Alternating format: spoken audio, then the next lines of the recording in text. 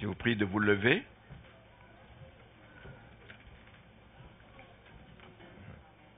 On reste debout, on va lire un texte dans le livre de 2 Rois, le chapitre 17. 2 Rois, chapitre 17, je vais lire à partir du verset 24. J'aurais dû lire plus avant, mais on n'a pas beaucoup de temps. C'est un devoir que vous avez d'aller relire à la maison pour bien comprendre l'histoire depuis le début. 2 Rois, chapitre 17, à partir du verset 24. Le roi d'Assyrie fit venir des gens de Babylone, de Cuta, d'Ava, de Hamath et de Sepharvaïm, et les établit dans les villes de Samarie à la place des enfants d'Israël. Ils prirent possession de Samarie et ils habitèrent dans ces villes. Et lorsqu'ils commencèrent à y habiter, ils ne craignaient pas l'Éternel, et l'Éternel envoya contre eux des lions qui les tuaient. Ils ne craignaient pas l'Éternel, et l'Éternel envoya contre eux des lions qui les tuaient. On dit au roi d'Assyrie, les nations que tu as transportées et établies dans les villes de Samarie ne connaissent pas la manière de servir le Dieu du pays. Soulignez ça, le Dieu du pays. Et il a envoyé contre elles des lions qui les font mourir parce qu'elles ne connaissent pas la manière de servir le Dieu du pays. Le roi d'Assyrie donna cet ordre, faites-y aller l'un des prêtres que vous avez emmenés de là en captivité, qu'il parte pour s'y établir et qu'il leur enseigne la manière de servir le Dieu du pays. Ça revient encore. Un des prêtres qui avait été emmené captif de Samarie vint s'établir à Béthel et leur enseigna comment ils devaient craindre l'Éternel. Mais les nations firent chacune leur Dieu dans les villes qu'elles habitaient et les placèrent dans les maisons des hauts lieux bâtis par les Samaritains. Les gens de Babylone firent Sukkot Benot, les gens de Kout firent Nergal, les gens de Hamath firent Ashima, ceux de Avna firent Nibkaz et Tarnak, ceux de Sepharvaïm brûlaient leurs enfants par le feu en l'honneur d'Adramélec et d'Anamélec, dieu des Sepharvaïm. Ils craignaient aussi l'Éternel, verset 32, ils craignaient aussi l'Éternel, et ils se créèrent des prêtres des hauts lieux parmi tout le peuple. Ces prêtres offraient pour eux des sacrifices dans les maisons des hauts lieux. Verset 33, et je vais m'arrêter là. Ainsi, ils craignaient l'Éternel et ils servaient en même temps leur Dieu d'après la coutume des nations d'où on les avait transportés. Ils craignaient l'Éternel et ils servaient en même temps leur Dieu païen, d'après la coutume des nations d'où on les avait transportés. Amen. Vous pouvez vous asseoir. Le titre du message, je n'ai pas cherché loin, je continue avec le titre de la dernière fois que j'ai prêché, c'était « Dans les derniers jours ». Ça va être comme la suite, « Dans les derniers jours », mais je serai bref, je vais juste parler d'un aspect. Et donc, dans la prédication dernière, je parlais de l'égoïsme. Parler de l'égoïsme comme étant un des signes des temps derniers, des temps des derniers jours. Vous vous rappelez la liste que nous avons lue la fois dernière, et j'ai dit que l'égoïsme était un rejet des valeurs bibliques. Quelqu'un qui est égoïste rejette les valeurs bibliques qui exigent qu'on aime Dieu plus que tout. Si on commence à s'aimer soi-même et que Dieu prend la seconde place, il y a un problème. C'est renier les valeurs bibliques. C'est aimer Dieu plus que tout et qu'on lui soit totalement dévoué. Parce que Dieu est un Dieu grand. Nous l'avons tellement chanté ce matin. Et j'espère qu'on l'a compris, que ça n'a pas seulement été des paroles qu'on disait, mais qu'on réalisait la grandeur de notre Dieu, la grandeur de son amour envers nous. Lui qui a accepté de sacrifier son Fils à la croix pour que nous puissions être qui nous sommes, lui qui nous a apporté le salut. Dieu là n'accepte pas, bien-aimé, de partager sa gloire avec qui que ce soit. Dieu n'accepte pas. Appelez ça des dieux, appelez ça des idoles, appelez ce que vous voulez. Dieu n'accepte pas de partager sa gloire. Et c'est ce que font ce peuple. Ils craignaient l'Éternel, oui, et ils servaient en même temps leur Dieu. D'après la coutume, la gloire de Dieu ne peut pas être partagée. Elle ne peut pas être partagée. Dieu veut qu'on l'aime tout court. On l'aime pour qui il est, tout court. Je disais ça à quelqu'un dernièrement. On ne l'aime pas parce qu'il a donné, on ne l'aime pas parce qu'il a béni, on ne l'aime pas parce qu'il a protégé, mais on l'aime tout court parce qu'il est Dieu, grand et redoutable par ses œuvres. Le Dieu de toute éternité, notre Sauveur, notre Seigneur, notre Défenseur. Nous l'avons tellement dit ce matin. Aimer Dieu tout court. Maintenant, ce Dieu nous a appelés, chacun de nous, à son service. Et chaque fois qu'il appelle quelqu'un à son service, il ne nous envoie pas sans nous révéler quelle est sa volonté. Il nous révèle clairement sa volonté. Dans la parole de Dieu, c'est très clair. Il nous envoie, allez, faites de toutes les nations des disciples. Allez, faites de toutes les nations des disciples. Sa volonté est clairement révélée pour nous. Même chose quand il a choisi Israël, Dieu ne les a pas dit, ok, je vous ai choisi, vous êtes mon peuple, peu importe ce qu'il arrivera. Non, il n'a pas laissé ces gens dans l'ignorance de sa volonté. Il a toujours dit sa volonté par la bouche de ses envoyés. Il a toujours donné sa volonté par la bouche de ses prophètes. Et il y a plein de prophètes qui ont parlé depuis le début.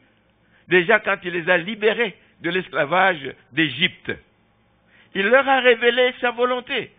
Je ne vous ai pas juste libérés pour que vous puissiez être libres, vous alliez faire n'importe quoi. Il les a libérés. Et il leur a dit ceci par la bouche de Moïse.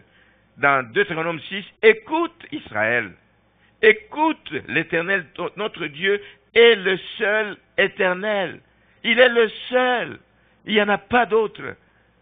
Vous ne pouvez pas mettre votre confiance à qui que ce soit d'autre. Les autres sont passagers, mais lui, il est l'Éternel. Tu aimeras l'Éternel, ton Dieu, de tout ton cœur, de toute ton âme et de toute ta force. Il les sort d'Égypte, ils savent où ils vont dans la terre promise, mais ils savent ce qu'ils attendent, qu'on l'aime et qu'on le serve de toute notre force. Pendant qu'ils étaient dans la marche vers la terre promise, il ne les a pas encore laissés comme ça. Il n'a cessé de les avertir parce qu'il voyait comment ils déviaient de la volonté de Dieu, comment ils sortaient des voies dans lesquelles il voulait que son peuple marche. Il n'a cessé de les avertir. Il n'a pas cessé de leur dire de ne pas adorer les idoles, de ne pas servir les idoles, de ne pas servir d'autres dieux. Il l'a dit continuellement pendant la marche dans le désert, dans 2 Rois, le texte que nous avons lu, mais plus haut, le chapitre 17, le verset 13. L'Éternel fit avertir Israël et Juda par tous ses prophètes. C'est ça que j'aime en Dieu. Il ne nous voit pas en train de nous éloigner de ses voies et il nous laisse comme ça. Il va nous parler d'une manière ou d'une autre. Il va te parler par la bouche d'un serviteur de Dieu. Il va te parler quand tu médites la parole. Là, tu vas entendre le Saint-Esprit te réveiller, te dire, hé gars, où est-ce que tu vas? Dans quelle direction tu vas? Dieu nous parle, Dieu nous avertit. L'Éternel, verset 13, fit avertir Israël et Juda par tous ses prophètes, par tous les voyants, et leur dit ceci, revenez de vos mauvaises voies et observez mes commandements et mes ordonnances en suivant entièrement la loi que j'ai prescrite à vos pères et que je vous ai envoyée par mes serviteurs, les prophètes. Dieu a continué à parler au peuple. Il les a avertis. Mais verset 14, mais ils n'écoutèrent point. Ils radirent leur cou, un peuple au cou raide, comme leur père qui n'avait pas cru en l'Éternel, leur Dieu. Dieu leur a communiqué sa volonté. Quand il voit qu'ils s'en éloignent, il les avertit. Mais ce n'est pas tout. Quand ils abandonnent leur Dieu, parce qu'il arrive, si tu n'écoutes pas les avertissements, tu vas continuer à t'enfoncer et tu vas abandonner le vrai Dieu, celui qui t'a libéré, celui qui t'a sauvé, celui qui a payé le prix cher pour toi, tu vas l'abandonner. Et eux, ils ont abandonné leur Dieu pour se complaire dans des pratiques païennes. On vient de lire qu'ils sacrifiaient leurs enfants par le feu. Des pratiques païennes qu'ils ne connaissaient pas et qui sont réprouvées par Dieu. Ils servaient d'autres dieux, ils ont servi d'autres dieux, les Baals, les Astartés et les autres. Ils ont servi d'autres divinités. La conséquence est claire. La conséquence est claire, c'est qu'ils se sont attirés la colère de Dieu. Ils se sont attirés la colère de Dieu, c'est ce qui est arrivé, que ces gens se retrouvent plutôt en quoi?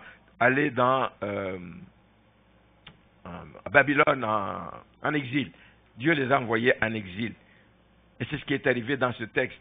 Ce texte se passe pendant que ces gens sont envoyés en captivité, et donc Dieu les a envoyés en captivité. Il les a éloignés de sa présence. Alors quand on dit éloignés de sa présence, on va penser, oui, Babylone c'était loin de Jérusalem, donc on les a éloignés géographiquement, non. L'éloignement dont il est question ici, c'est vous êtes coupés quasiment de la communion de Dieu. Et je ne sais pas comment, quelqu'un qui était habitué à vivre dans la communion de Dieu, tout d'un coup il en est coupé, comment il peut se sentir? Pensez juste à l'histoire d'Abraham. Dieu lui promet que je te donnerai un enfant. Lui il regarde l'âge, la femme Saraï regarde l'âge et dit, le temps est passé, c'est trop tard. Mais Dieu avait dit, Dieu avait promis, et le Dieu est le Dieu des promesses accomplies. Saraï a dit, non, Abraham, je t'autorise, va vers ma servante Agar, mais un enfant, au moins j'aurai un descendant de toi, quelque chose comme ça. Et Abraham s'est laissé aller, Abraham a écouté, parce que Saraï a insisté.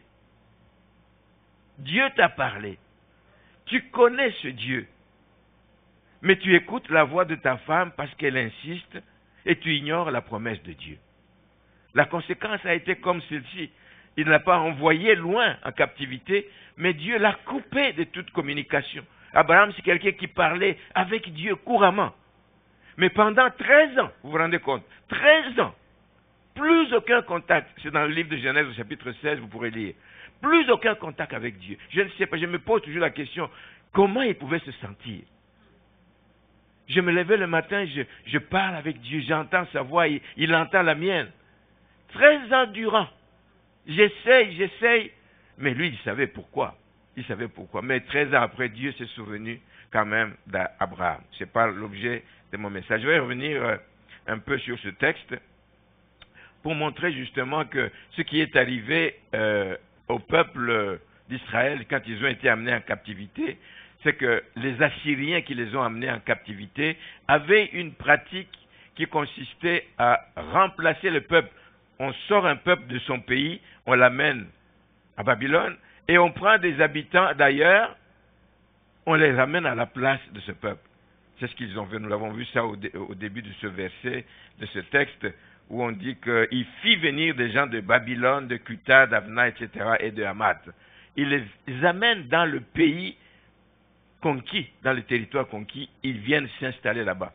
Ils viennent avec leur mode de vie, ils viennent avec leurs pratiques étrangères. Ils vivaient donc selon des pratiques païennes, parce que c'était des peuples païens. Ils sont venus avec leur Dieu, leur divinité. Ils sont habitués à adorer leur petit Dieu. Et c'est pour ça que je disais souligner ça dans le texte, parce que 2-3 fois ils reviennent et disent, ils ne connaissent pas la manière de servir le Dieu du pays. Eux, ils viennent avec le Dieu de leur pays, mais dans le pays où ils viennent, ils disent, il y a sûrement un autre Dieu dans ce pays, le Dieu local, le Dieu de la localité. Il faut aussi qu'on le serve, parce qu'ils ont dit, bon, ils ont vite interprété les choses. Quand ils voient qu'à peine arrivé, quelque temps après, les lions sortent, commencent à les attaquer, à les tuer, eh bien, ils ont interprété ça, ils disent, c'est sûrement le Dieu du pays ici qui n'est pas content, et nous ne savons pas comment l'honorer, comment le calmer, comment lui offrir des sacrifices. Quelles sont les pratiques de ces peuples? On ne les connaît pas. Ils ont recouru au roi, on dit, écoute, tu nous as amenés dans un pays, mais nous risquons d'être décimés. Nous risquons d'être décimés parce qu'on ne connaît pas comment offrir le respect à ce Dieu, au Dieu de ce pays. Et le roi exigeait qu'on aille chercher un prêtre qui était parti déjà en captivité, qu'on aille chercher un prêtre qui vienne enseigner à ces étrangers les pratiques religieuses du peuple d'Israël. Pourquoi? Parce qu'il voulait trouver un moyen d'apaiser ce Dieu-là. On ne l'apaise pas en le servant à moitié. On ne l'apaise pas en le servant avec un regard tourné à gauche et à droite. On ne l'apaise pas en faisant ce qui lui plaît et en faisant en même temps ce qui ne lui plaît pas.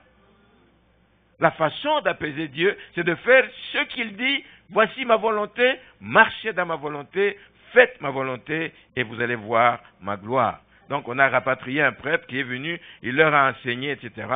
Mais tout de suite, je vais vous dire que le but de ce peuple, en demandant qu'on apporte ce prêtre-là, qu'il vienne leur enseigner, le but n'était pas de servir Dieu comme Dieu l'entend.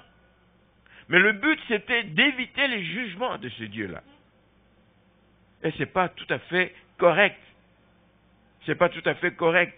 Ils veulent juste l'apaiser, mais continuer à faire ce qu'ils faisaient. Mais si vous continuez dans cette voie, il va continuer à frapper certainement. Donc, ce qu'ils ont appris n'avait pour but que d'éviter les jugements.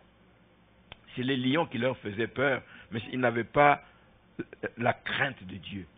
Ils n'avaient pas la crainte de Dieu. Et la Bible dit que la crainte de Dieu, c'est le commencement de la sagesse. Ceux qui sont intelligents craignent Dieu. Une crainte révérentielle. Pas une crainte dans le sens d'une peur qui va frapper, qui va faire... Mais la crainte révérentielle, c'est le respect qu'on lui doit, qui est dû. Parce qu'il est grand. Il est grand, il n'est comparable. Et nous aussi, bien-aimés, je me pose la question plus d'une fois, est-ce que nous réalisons le Dieu que nous servons, combien il est grand, combien il mérite que nous puissions l'honorer, que nous puissions le servir avec crainte et tremblement. Est-ce que nous le réalisons? Je me pose vraiment cette question. C'est l'objet de mon propos. Dans les derniers temps, les gens ont baissé et la foi des gens va en diminuant. La sanctification va en diminuant. La consécration disparaît au milieu même du peuple de Dieu. Des derniers jours, c'est cela. Vous avez vu toute la liste des choses en tête desquelles il y avait l'égoïsme.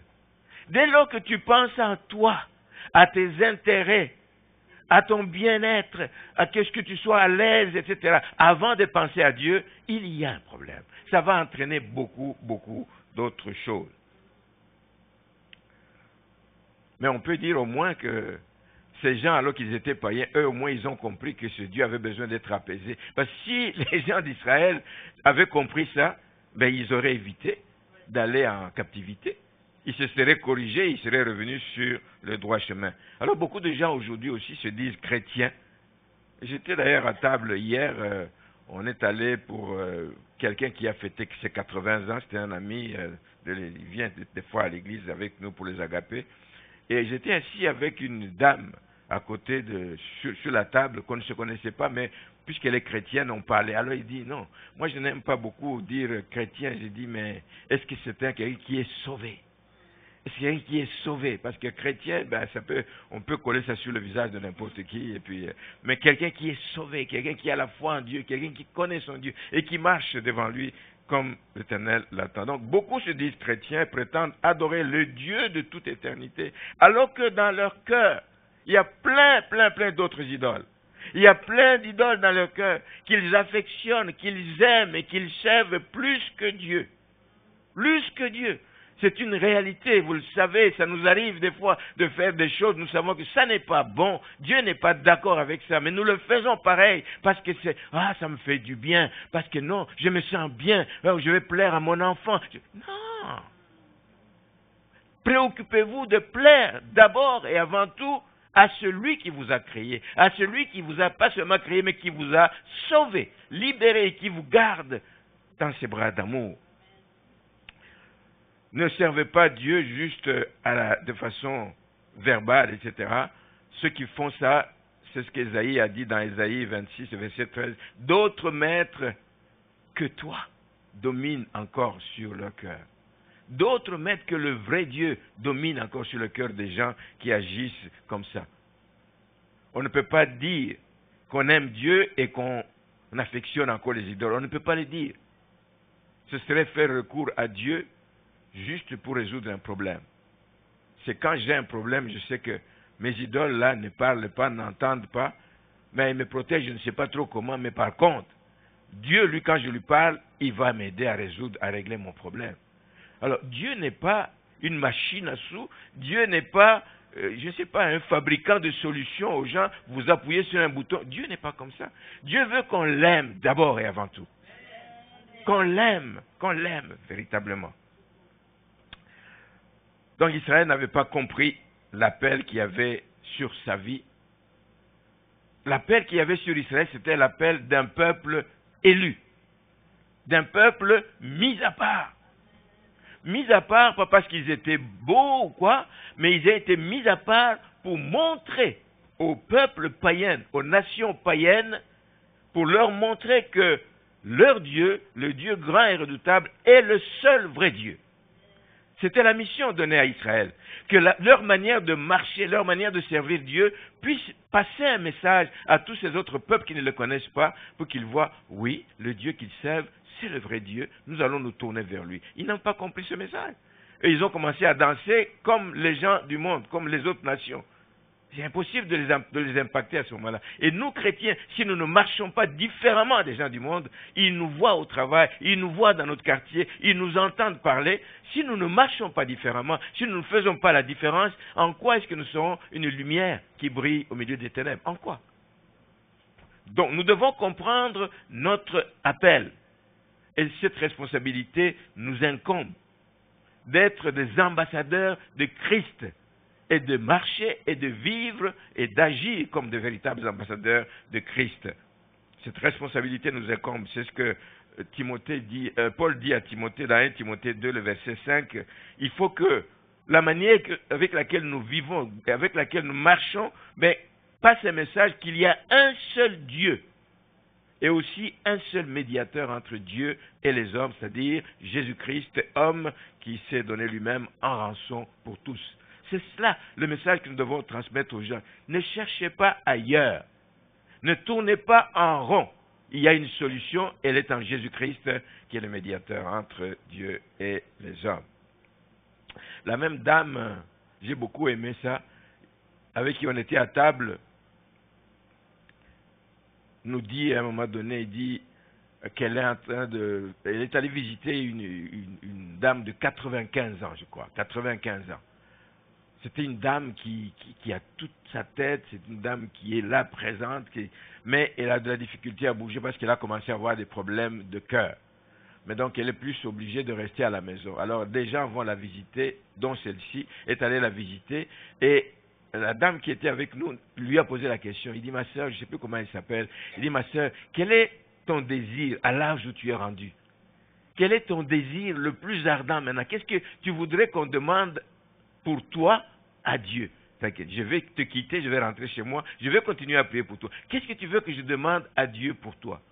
Écoutez la réponse, il dit, son désir ardent, c'est que pour les années que le Seigneur la garde encore en vie, que le Seigneur continue à lui envoyer. Mais alors, beaucoup de gens qui viennent la voir, mais des gens à qui elle va parler de rien d'autre, pas du beau temps, pas de ses difficultés, mais elle va parler que de Jésus, présenter Jésus à tous ceux qui viennent la voir. Objectif noble. À 95 ans. Un autre dirait, oh, qu'il bénisse mes petits-enfants, mes arrière-petits-enfants, ou qu'il me permette qu'on m'amène dans un centre où je suis bien. Son désir, c'est que Dieu lui envoie beaucoup de gens qui viennent la visiter et à qui elle va pouvoir parler. Parler de Jésus. Parler de ce que Jésus a accompli. Alléluia. Ça m'a touché cette affaire. Si vous, on vous demandait quel est votre désir, nous allons entendre toutes sortes de réponses ici. Pourtant, vous comme elle, nous sommes appelés à parler de Jésus jusqu'à la fin de nos jours. Et il vaut mieux en parler pendant que nous avons encore la force, l'énergie et tout. Hein? Alléluia.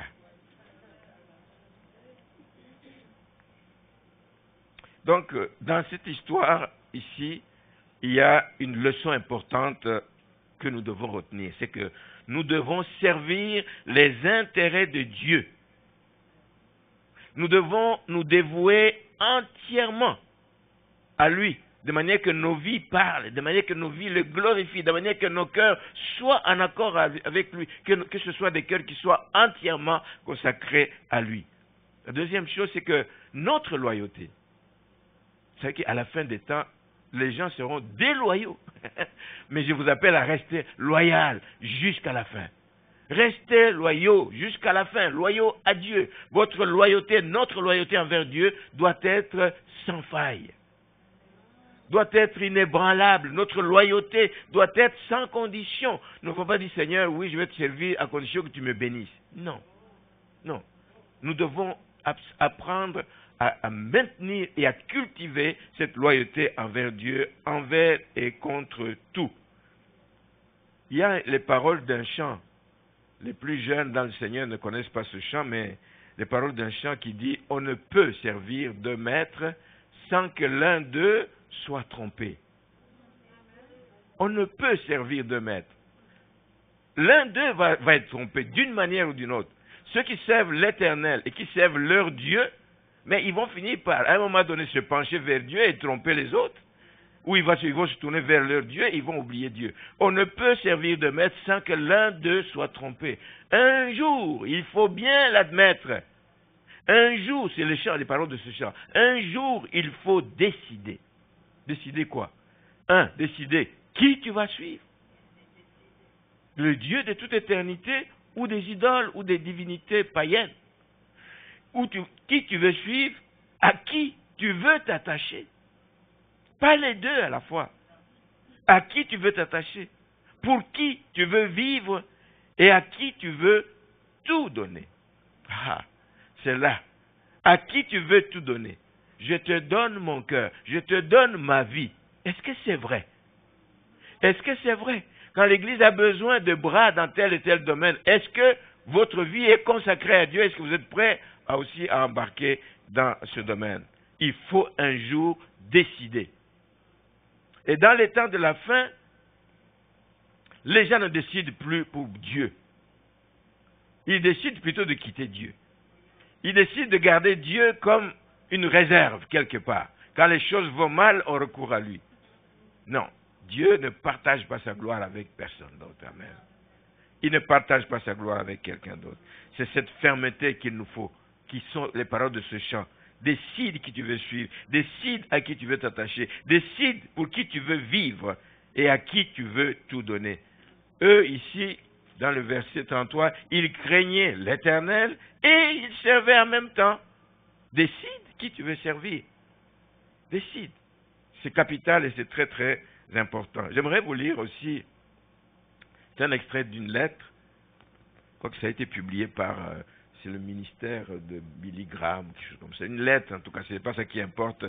Un extrait d'une lettre qu'un jeune homme qui aimait une fille, qui voulait se marier sans doute avec la fille, leur démarche était fort avancée, mais le jeune homme avait quelque chose à quoi il s'attachait. Il avait une idole, il avait quelque chose qu'il aimait plus que tout, et il a été obligé de rompre avec cette fille juste pour cette cause-là. Écoutez la lettre. À cause de sa loyauté pour la cause communiste. Il était ancré dans le communisme jusqu'à la moelle des os. Et voici ce qu'il écrit, c'est un extrait, c'est une longue lettre. Il dit, il y a une chose pour laquelle je suis très sérieux. Amen. Les hommes qui veulent aller loin sont très sérieux avec leur croyance, avec leur foi, avec leur attachement. Pas so-so, très sérieux. Il y a une chose pour laquelle je suis très sérieux, c'est la cause communiste. C'est ma vie, dit-il. C'est mon entreprise. C'est ma religion. C'est mon passe-temps. C'est ma chérie. Il dit ça. C'est ma chérie. Je veux dire ça à une jeune fille que tu veux épouser, que j'ai une autre chérie à côté, il y a un problème. Alors, il a bien fait de séparer. Hein? Il a bien fait de séparer. C'est ma chérie. C'est ma femme. C'est ma maîtresse. C'est mon pain. C'est ma viande. Il dit, j'y travaille le jour et j'en rêve la nuit. Son emprise sur moi, c'est-à-dire le communisme, son emprise sur moi grandit au lieu de diminuer. Notre attachement à Dieu doit aller grandissant au lieu de diminuer comme ce que nous voyons à la fin des temps. Il grandit au lieu de diminuer à mesure que le temps passe. Je ne peux donc pas entretenir une amitié, une histoire d'amour ou même une conversation sans la relier à cette force qui à la fois anime et guide ma vie. Il dit, j'évalue les gens, leur apparence, leurs idées et leurs actions en fonction de la manière dont ils affectent la cause communiste. Et la cause communiste vient en tête. Tout est jugé en fonction de la cause communiste. Vous comprenez que nous devions faire la même chose avec Dieu. La cause de notre Dieu vient en premier. Tout doit être jugé, tout doit être orienté en fonction de cet intérêt là-bas. Il dit, je les juge J'évalue les gens, leur apparence, leurs idées, leurs actions en fonction de la manière dont ils affectent la cause communiste et de leur attitude à son égard. J'ai déjà été en prison à cause de mes idéaux et si nécessaire, je suis prêt à être fusillé. Je ne sais pas si nous pouvons déclarer la même chose pour Christ. Je suis prêt. Les martyrs, il y en a quelques-uns dans l'histoire de l'Église qui l'ont fait. Aujourd'hui, je ne suis pas sûr qu'on aurait beaucoup de martyrs. Je ne suis pas sûr. Donc, c'est une réflexion. Voilà comment ce que devrait être notre niveau d'attachement, notre niveau de loyauté envers Dieu. Dieu s'attend qu'on puisse démontrer cette loyauté, pas juste du bout des lèvres. Ah, j'aime Dieu, je sers Dieu, etc. Qu'on doit la démontrer en vivant de manière à ce comme on chantait, à lui donner gloire et honneur. Notre vie doit donner gloire et honneur à notre Dieu. Ésaïe 29 dit, verset 13, « Ces gens m'approchent de moi. » Dieu reproche ça à son peuple. « Ces gens s'approchent de moi avec leur bouche et m'honorent avec leurs lèvres, mais leur cœur est loin de moi. » Or, servir Dieu, c'est le servir avec tout son être. Je te donne tout. Tout. Leur culte à mon égard n'est constitué que de règles enseignées par les hommes. Dans l'histoire de la Bible, il y a plusieurs exemples qu'on peut trouver des gens qui ont manifesté leur loyauté vis-à-vis des êtres humains. Ici, nous avons par exemple le cas de Ruth. Vous connaissez l'histoire de Ruth. Elle a tout perdu, elle a perdu son mari, puis elle reste avec une belle-mère vieille qui n'a rien, puis qui doit malgré tout rentrer dans son pays. Elle ne sait même pas qui va l'accueillir et tout. Il a perdu son mari, ses 2 enfants. Elle rentre comme une veuve, démunie. Mais Ruth avait découvert en elle une lumière. Parce que Naomi, sa belle-mère, lui avait parlé du Dieu d'Israël. Combien il est grand, ce qu'il a fait, comment il nous a sortis de l'esclavage d'Égypte, etc., etc. Il avait parlé de ces choses-là. Et Ruth a pris le risque donc de quitter sa famille. Avec Dieu, nous devons prendre des risques aussi, de quitter certaines choses. Ça, ces choses-là ne me permettent pas d'évoluer, de grandir dans les voies du Seigneur. Je les quitte, je les laisse. Même s'il y avait un intérêt matériel, pécunier, mais puisque ça peut m'entraîner à la chute, à l'éloignement de Dieu, je les abandonne. Et Ruth a pris le risque de quitter sa famille et sa patrie pour aller vers l'inconnu. Elle l'a fait sans rien attendre, sans calcul derrière la tête, simplement parce qu'elle a voulu rester loyale à celle qui lui a appris à connaître le Dieu vivant. Sa déclaration, elle est mémorable dans Ruth 1, verset 16. Ruth répondit à Naomi qui la pressait de rester. Il dit, ne me presse pas de te laisser, ni de retourner loin de toi. Où tu iras, j'irai. Où tu demeureras, ça c'est la loyauté. Où tu iras, j'irai. Où tu demeureras, je demeurerai. Ton peuple sera mon peuple et ton Dieu sera mon Dieu. Où tu mourras, je mourrai et j'y serai enterré. Que l'Éternel me traite dans toute sa rigueur, si autre chose que la mort vienne à me séparer de toi. Une loyauté vis-à-vis d'une femme. A fortiori, notre loyauté vis-à-vis de Dieu doit être encore plus grande. Je prends l'exemple des premiers disciples. Je pourrais prendre l'exemple de Jésus-Christ, il a été loyal vis-à-vis de son Père. Mais il y a aussi l'exemple des premiers disciples et de l'Église primitive. Leur exemple, c'est que, à cause de leur fidélité à leur maître, on les a appelés chrétiens. On ne les a pas appelés chrétiens parce que c'était un nouveau nom comme ça qui faisait beau. Chrétiens, c'était comme des gens qui ressemblaient à leur maître, Christ. Ils étaient des chrétiens. On les a appelés chrétiens pour la première fois à Antioche. Ils lui sont restés fidèles malgré toutes les menaces. Ça, c'est la loyauté. Ils sont restés fidèles. On les a menacés. Pas seulement menacés, mais on les a jetés en prison plusieurs fois. Ils disent, ah non. Et dans Acte 4, Pierre et Jean disent ceci. Ils répondent à tous ceux qui les menacent. Ils disent, jugez s'il est juste devant Dieu de vous obéir plutôt qu'à Dieu. Car nous ne pouvons pas ne pas parler de ce que nous avons vu et entendu. Je voudrais terminer en affirmant une chose, c'est que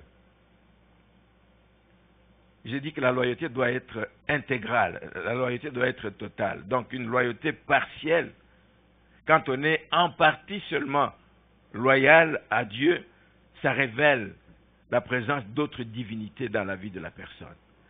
Ça révèle la présence d'autres maîtres qui règnent dans le cœur de la personne. Ça révèle que le cœur de la personne, c'est un cœur qui est partagé. Dieu veut un cœur tout entier pour lui, pas un cœur partagé. Pas un cœur partagé. L'apôtre Jacques dit ceci, parce que c'est un manque de sagesse. Si quelqu'un d'entre vous manque de sagesse, qu'il la demande à Dieu, qui donne à tous simplement et sans reproche, et elle lui sera donnée. Mais qu'il la demande avec foi, sans douter, car celui qui doute est semblable au flot de la mer, agité par le vent et poussé d'un côté et de l'autre. Soyons stables dans le Seigneur. Soyons stables dans le Seigneur. Parce que si on n'est pas stable, qu'on ne s'imagine pas qu'on recevra quelque chose du Seigneur, c'est un homme irrésolu, inconstant dans toutes ses voies. Donc pour dire que le manque de loyauté envers Dieu, une loyauté partagée, bien aimé, n'a pas de place, a un impact destructif, a un impact négatif dans la vie de ceux qui le pratiquent. Le premier impact, c'est que votre vie chrétienne risque de ne pas croître. Pourquoi? Parce que vous êtes occupé à 1001 choses à la fois. 1001 choses, en négligeant malheureusement l'essentiel. L'essentiel, c'est aimer Dieu et le servir. Aimer Dieu et le servir. La croissance, là, ne sera pas au rendez-vous. Partagez, un cœur partagé. On est peu disponible, c'est une autre conséquence. On est peu disponible pour l'œuvre de Dieu. On est peu disponible parce que l'intérêt premier est ailleurs. L'Église en général, je ne parle pas d'ici, en général, dans le monde, l'Église souffre d'un manque d'engagement des chrétiens. Oh que, je me souviens, moi, quand on a reçu Christ les années 80, moi 83, elle 81, combien on était engagés. Combien on ne calculait pas les heures. Combien on avait la joie de nous retrouver en compagnie des bien-aimés, en train de prier, en train d'étudier, de méditer la parole de Dieu. Combien on avait le plaisir d'aller évangéliser. Combien on avait le plaisir. Mais aujourd'hui, quand on appelle les gens pour la prière, c'est tout un problème. C'est tout un problème. Or, sans la prière, l'Église là, va être exposée, bien-aimés. La prière nous protège. La prière garde l'Église. La prière va servir même ceux qui sont faibles, parce qu'il faut s'occuper des faibles. Ceux qui sont forts, mais qui viennent, qu'on puisse joindre nos mains ensemble et qu'on puisse prier, demander au Seigneur d'intervenir dans les situations qui se présentent à nous. On oublie que les pratiques que la parole de Dieu nous commande de faire, tout ce qui est écrit dans la parole de Dieu, toutes les instructions qu'il y a dans la parole de Dieu, c'est un moyen. Pas pour nous écraser, pas pour faire de nous des... D'ailleurs, quand nous venons à Christ, nous devenons esclaves de Christ. Donc, ce n'est pas une nouveauté. Mais ce n'est pas un moyen de nous garder prisonniers, mais c'est un moyen plutôt de nous rapprocher de Dieu. La discipline dans la prière, la discipline, méditez la parole de Dieu. Prenez le temps de prier en famille. Ça rapproche la famille. Ensemble, ça rapproche de Dieu. Tout ce qu'on fait dans la maison de Dieu, les réunions de prière, quand nous prenons la Sainte Seine, il y a quelque temps, quelqu'un me disait, moi, la Sainte Seine à l'église, ça ne me dit rien du tout. Je prends la Sainte Seine chez moi. La Sainte Seine, c'est une communion. On prend ça ensemble. En plus du fait que nous le faisons une fois par mois, si vous voulez le faire chez vous, faites-le, mais c'est ensemble que nous le faisons. Ou vous le faites en famille, mais soyez là quand l'église se retrouve autour de la Sainte Seine. Faisons-le ensemble. Faisons-le également pour participer au culte dominical. Ça doit être, moi je me dis, c'est un must dans la vie des enfants de Dieu. Il peut y avoir, je suis d'accord, il peut y avoir des raisons pour ne pas y être, mais ça doit être un must. Moi, j'attends ces rendez-vous. Quand il est samedi soir, je dis, il faut que je me couche tôt parce qu'il faut que je me lève à temps, que je sois frais pour aller à l'église. Ça doit être ça. Ça doit être ça, on ne court pas derrière les gens.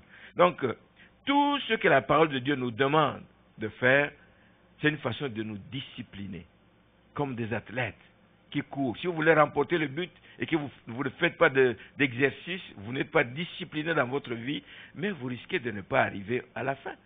La même chose, tout ce que la Bible nous demande, tout ce que Dieu nous demande à travers la parole de Dieu, c'est pour nous entraîner. C'est une discipline spirituelle pour que notre vie spirituelle aille en grandissant. Ça nous garde en vie sur le plan spirituel. Donc le Seigneur, bien-aimé, en terminant, a besoin de serviteurs fidèles, de serviteurs loyaux dans ce monde où tout va mal, où les choses...